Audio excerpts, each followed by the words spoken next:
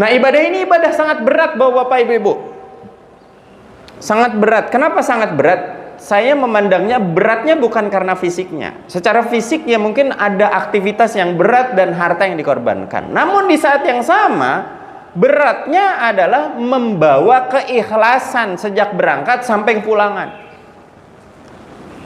Perhatikan, sebelum berangkat udah biayanya mahal, ngantrinya panjang.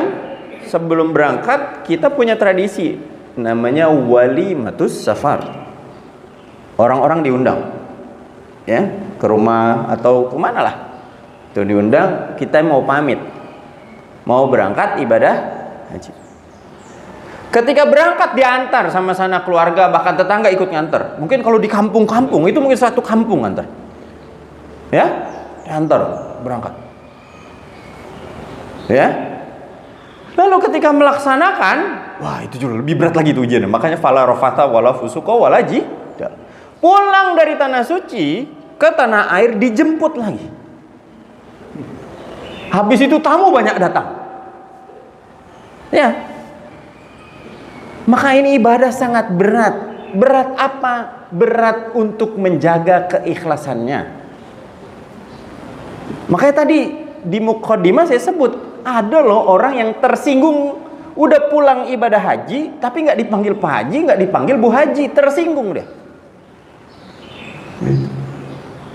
Karena kalau ibadah puasa nggak ada yang bisa dipamerkan, ibadah sholat itu ada yang bisa dipamerkan, tapi ibadah haji lebih besar lagi potensi pamernya.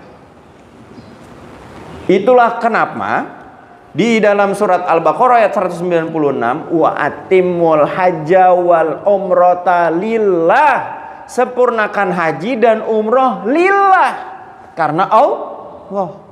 Dalam surat Al-Imran ayat 97 tadi juga disebutkan walillahi 'alan nasi hijjul bait. Lillah juga.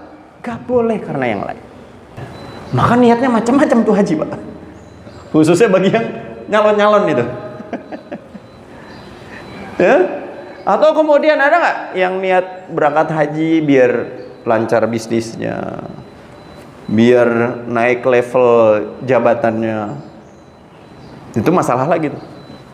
Makanya Arab Saudi sempat melarang orang selfie di depan Ka'bah, orang selfie di dalam Masjid Nabawi. Bikin status nih, Bang.